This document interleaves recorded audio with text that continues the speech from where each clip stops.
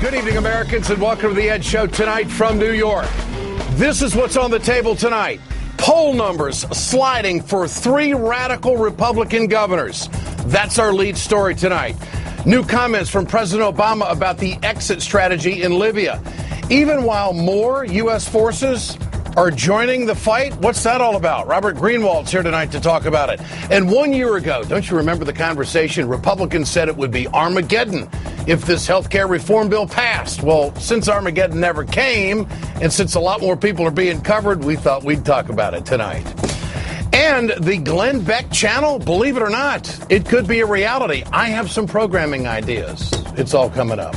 But this is the story that has me fired up first tonight, folks. American voters are having, I think, buyer's remorse with radical Republican governors in key parts of the country when you look at 2012. If the elections were held tonight, Republican governors Scott Walker, John Kasich, and Rick Snyder, they would all be out of a job. Last November, Walker in Wisconsin defeated Tom Barnett 52-46 percentage-wise. Walker would now lose to Barrett by 7 points. In Ohio, John Kasich, well, he defeated incumbent Ted Strickland 49-47. And at this point, Strickland, well, I guess you could say he would just smoke Kasich by 15 points. And in Michigan, Rick Snyder, very radical, very anti-public education, walked to an 18-point victory over Lansing Mayor Verge Bernero last fall. In a hypothetical do-over, I like do-overs, Bernero would now beat Snyder 49-47 percentage-wise. Now, in less than 5 months, has the light bulb gone on? Voters have quickly pivoted away from these radical Republican governors. This shift is taking place because Walker, Kasich, and Snyder's radical priority list is being played out right in front of our eyes, and it's getting attention. Scott Walker, he didn't run on ending collective bargaining for public employees, but now that he's shown his cards, he stands a real chance of being recalled. Now, 57% of Wisconsin voters oppose Walker's radical policy. Only 39% support it. In Ohio, Kasich ran on job creation and low taxes, you know, the normal Republican thing. Now he wants to sell state prisons, the state liquor licenses, and maybe even turn over the Ohio Turnpike to the private industry. Well, but his attack on collective bargaining is really tanking him in the polls. 54% of Ohio voters are against Kasich's attack on labor, and only 35% support it. Now, former Gateway CEO Rick Snyder sold Michigan voters on the fact that he was a job creator. Take a look at this. 50% of the jobs lost in America in the last 10 years were lost in Michigan. How'd that happen? Politicians gave us the worst business tax in the country and regulations that made creating jobs almost impossible. I've created thousands of jobs. We'll dump that tax, thin the regulations, and jobs will come back. Rick is our one chance for jobs. One chance for jobs? How many jobs have they created? We'll get to that story in future shows. Michigan has been killed by Republican policy that led to thousands of jobs being shipped overseas. Ever heard of manufacturing in China? When Snyder was on the board at Gateway, they shut down plants in America and shipped those jobs to China. Snyder's plan for labor? Well, you know what it's going to do? It's going to bring Chinese wages back home to the great state of Michigan. Bet they can't wait for that. Almost 60% of voters in Michigan are against Snyder's plan to strip public workers of collective bargaining rights. Now, get this number. If 300,000 people sign a petition in the state of Michigan, Snyder could be recalled as early as June. I tell you, it's in the air, isn't it? All of these governors got elected by talking about jobs in the economy. Obama wasn't any good. They had all the answers. Well, now the pushback is very clear. And I think that this is a political turning point. I think that this is a moment that voters aren't going to forget because it's a consolidated, concerted effort by these right-wing Republican governors to butcher labor in this country and in their states. Get your cell phones out. I want to know what you think about this. Tonight's question: can Democrats capitalize on reaction to radical GOP governors in the 2012 election? Text A for yes, text B for no to 622-639, or go to our new blog tonight at ed.msnbc.com, and I'll bring you the results later on in the show. Joining me now is John Nichols, Washington correspondent for The Nation. Is this a political turning point in American history? I mean, you can't tell me that all of a sudden there's a group of Republican governors that are tanking in the polls. There's demonstrations abound in all of these states. What do you think, John? Well, I think there's no question, Ed. In fact, we've already reached a turning point. It's just a question of how big a turning point it is. One of the things that doesn't get noticed as much is a flip side of those very bad poll numbers for the Republican governors.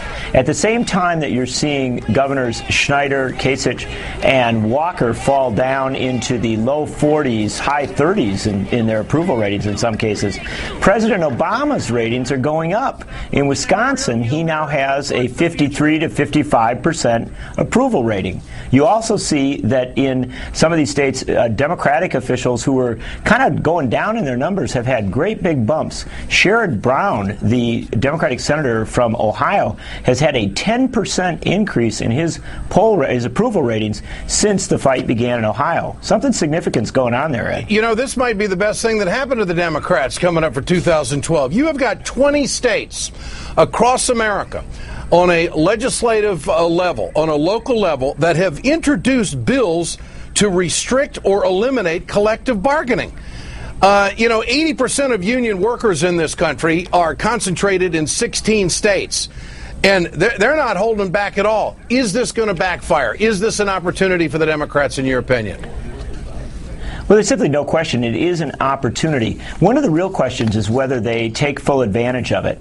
It's pretty clear that in some of these battleground states like Ohio, Michigan, Wisconsin, perhaps Indiana, that there's already been a huge shift, and something appears to be locking in that's very positive for the Democrats.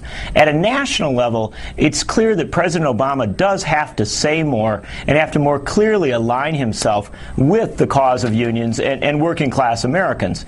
And I think in that sense, he really ought to borrow a page from Franklin Roosevelt. Back in 1934, 2 years into his presidency, Franklin Roosevelt went to Wisconsin, to Green Bay, Wisconsin, and he gave a speech in which he referred to people who were pro-Wall Street as economic Tories. He essentially made it a clear American choice. If you were a patriot, you were on the side of the working folks. If you weren't a patriot, you were on the side of the big banks and the big corporations.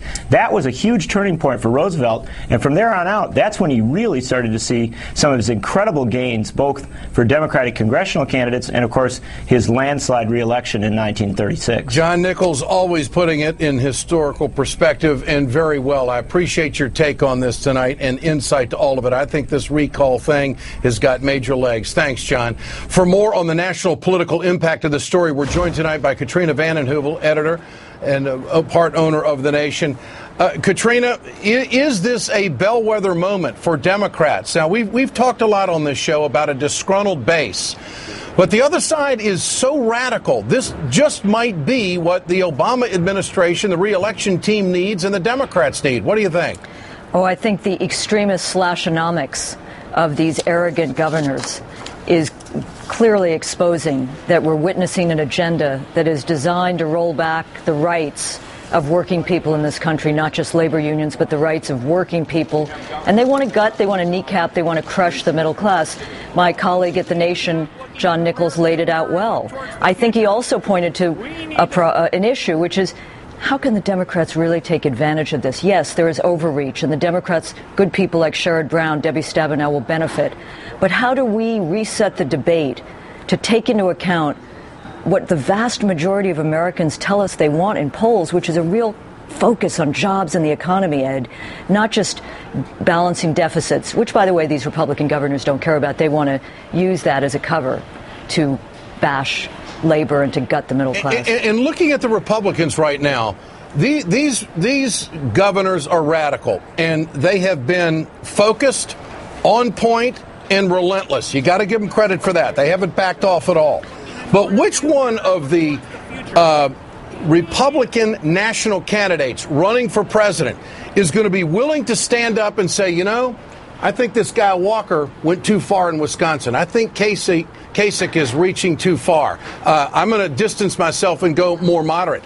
I don't think the Republicans are going to do that. I don't either, Ed, and I think you're kind to, say that it's great they're relentless. I think they're cruel. I think they're cruel. They're mean-spirited. They don't really care about people. They don't talk jobs. They don't talk about recovery. And they're bashing people at a time when this country desperately needs a sense of a fair deal for people. Listen, we came out of a recession caused by Wall Street, and they're in hock to Wall Street. So I don't see a Republican governor standing up. Maybe Scott Brown, but he's not going to be running. What I see is a 30-year national strategy on the part of this Republican Party, well-funded, to destroy the rights of working people and to destroy labor and to destroy a middle class and get their way. And listen, we're witnessing the trouble, the pain of that, and Democrats need to step up and need to look really hard. Now, people are going to be, and you've talked about this on this program, Ed, April 4th, a national day of action, one nation for jobs, for education, for justice. That's where people power will come in play. And also, Ed, Libya and Afghanistan. If we get boots on the ground in Libya, if we don't find a way to pull out of Afghanistan in a responsible way, I do agree with that. We need to bring that money back into this country to reinvest in a country that is living on the carcass of the industrial base of the New Deal. We can do better. No doubt. I've got a commentary on just that coming up later in the show. If we do put boots on the ground, and why can't we invest in American workers? In the first part of your answer there, Katrina, your explanation of where you are and where this country is, and I totally agree with you. You mentioned ruthless, cruel.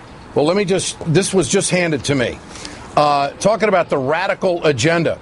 There's a group of Republican House members that have introduced a bill that would deal with striking workers and would make them ineligible for a number of government provisions under the law and would eliminate them from possibly the food stamp program.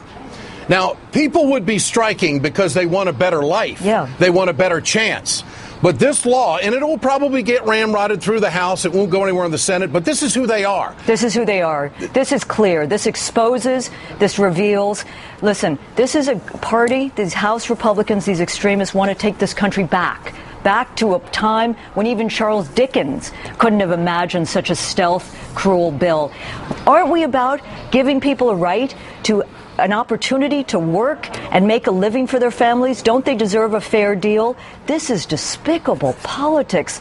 And I think every American should understand, first of all, that strikes, we haven't had many, but that's a right. That is a right under the National Labor Management Bill. And we come upon the 100th anniversary of the Triangle Shirtwaist Factory. I hope your viewers will look that up. 146 women died because they were stripped of their rights and safety regulations. Sure. And we are witnessing the possibility of these House extremists taking us back to a time when we didn't have child labor laws or safety or clean water or clean air.